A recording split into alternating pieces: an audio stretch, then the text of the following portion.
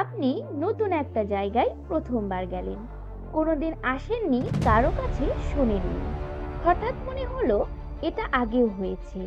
এই কথোপকথন, এই আলো, এই অনুভূতি, সবকিছু ঠিক একই রকম। কিন্তু আপনি জানেন এটা সম্পূর্ণ নতুন। তাহলে কেন এমন হয়? এই অদ্ভুত অনুভূতির নাম ডেজাভু, ফরাসি শব্দ, যার অর্থ ইতিমধ্যে দেখা।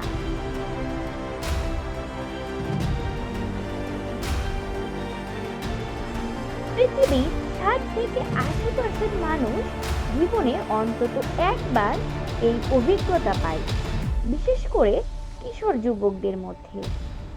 আজকের ভিডিওতে আমরা জানব ডেজাভু আসলে কি, এর পেছনে কি বৈজ্ঞানিক ও মনস্তাত্ত্বিক কারণ, এটা কি মস্তিষ্কের গ্লিচ নাকি আরো গভীর কিছু।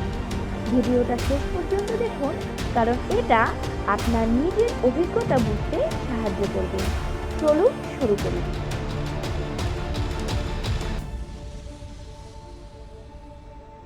ডেজাভু হলো একটা মেমোরি ইলিউশন, যেখানে একটা সম্পূর্ণ নতুন অভিজ্ঞতা হঠাৎ খুব পরিচিত মনে হয়। এটা শুধু দেখা নয়, অনুভূতি, শব্দ, গন্ধ সবকিছু মিলে যায়। বিজ্ঞানীরা বলেন এটা মেমোরি সিস্টেমের মধ্যে একটা মিসম্যাচ। মস্তিষ্কের এক অংশ বলছে এটা চেনা, আরেক অংশ বলছে না, এটা নতুন। এই দ্বন্দ্ব থেকেই সেই অনুভূতি তৈরি হয়।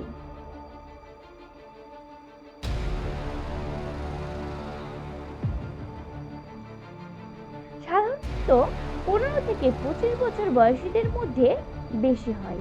ক্লান্তি, স্ট্রেস, ঘুমের অভাব বা ক্যাফেইন এটাকে বাড়িয়ে দিতে পারে। মূল কারণ লুকিয়ে আছে টেম্পোরাল লোব এবং হিপোক্যাম্পাসের কাছে। হিপোক্যাম্পাস আমাদের নতুন স্মৃতি তৈরি করে, আর প্যারাহিপোক্যাম্পাস জোন ফ্যামিলিয়ারিটি বা পরিচিতির অনুভূতি তৈরি করে। একটা জনপ্রিয় থিওরি হলো ডুয়াল প্রসেসিং। মস্তিষ্কের দুটো প্রক্রিয়া সাধারণত একসাথে কাজ করে। কখনো একটা গ্লিচ হয়ে ফ্যামিলিয়ারিটি সিগন্যাল ভুলভাবে চালু হয়ে যায়।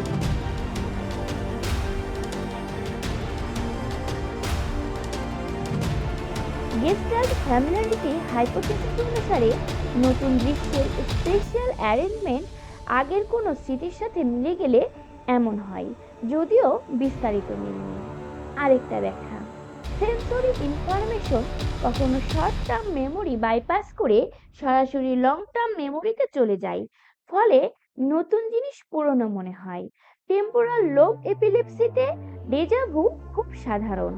এখানে ছোট ছোট ইলেকট্রিক্যাল ডিসচার্জ মস্তিষ্কের ফ্যামিলিয়ারিটি স্টোরকে ভুল সিগন্যাল দেয়, কিন্তু সাধারণ মানুষের ক্ষেত্রে এটা সাধারণত নিরীহ।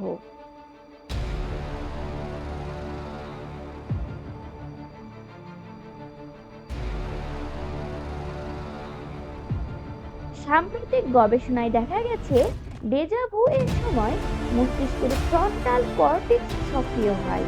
এটা আসলে মস্তিষ্কের ভালো কাজ করার লক্ষণ। এটা বলে দেয় যে এটা আসলে নতুন।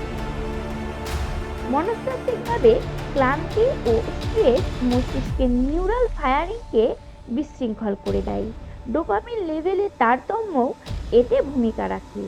কেউ কেউ বলে এটা অবচেতন স্মৃতি, হয়তো কোনো স্বপ্ন, সিনেমা বা ছোটখাটো অভিজ্ঞতা থেকে আসে, যা আমরা সচেতনভাবে মনে রাখিনি।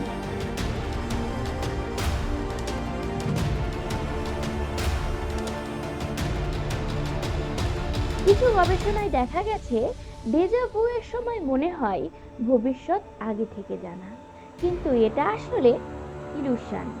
ফ্যামিলারিটির তীব্র অনুভূতি থেকে এই প্রেডিকশন ফিলিং তৈরি হয়।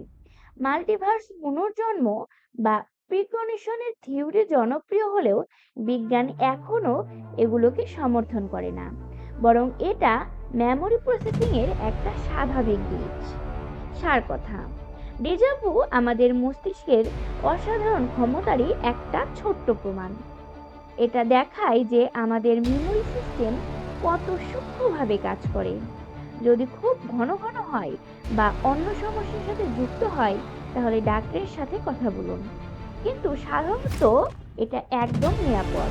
আপনার কখনো ডেজাভু হয়েছে কোনো পরিস্থিতিতে? কমেন্টে জানান। ভিডিও ভালো লাগলে লাইক করুন, শেয়ার করুন এবং চ্যানেল সাবস্ক্রাইব করে পাশে থাকুন। পরের ভিডিওতে দেখা হবে মস্তিষ্কের আরও অদ্ভুত রহস্য নিয়ে। ধন্যবাদ। সাবধানে থাকুন এবং নিজের মনের প্রতি কৌতূহল বজায় রাখুন।